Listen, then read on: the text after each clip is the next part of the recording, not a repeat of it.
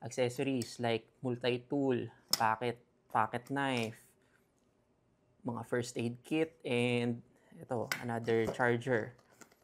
Ayan, tapos yung damit natin. Tapos mga kung ano-ano. At ang isa pang mahalagang laman niya, isa pang bag. Ito, yung isa pa nating bag.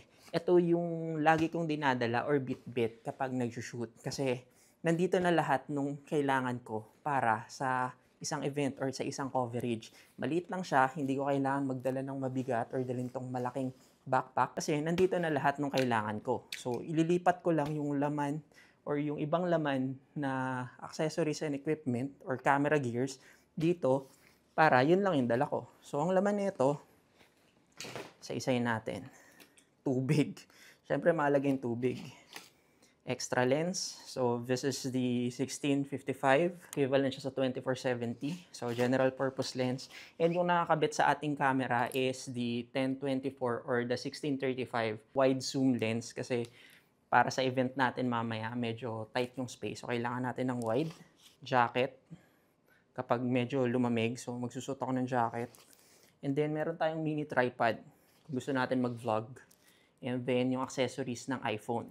Yung nagre-record nga pala sa atin is the iPhone 16 with the Holyland Lark M2 mic na naka-noise cancelling.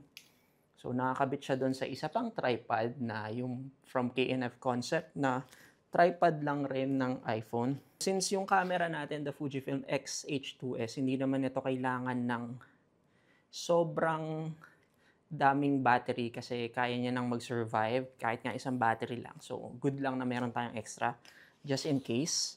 And then, ayun. Ano ba to? Mic. Ito yung mic natin, yung Holyland Lark M2. Tapos, charger. Minsan lalagay natin siya dito. Minsan power bank. Lalagay natin dito.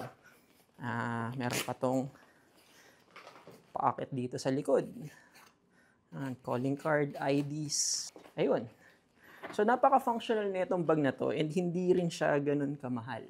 This is from Ermay. Tinanggal ko lang yung tatak kasi ayoko ng mga bagay na may tatak. Gusto ko plain lang siya. At hindi nakikita. Napaka-low-key ng bag na to. Marami akong iba't ibang mga bags.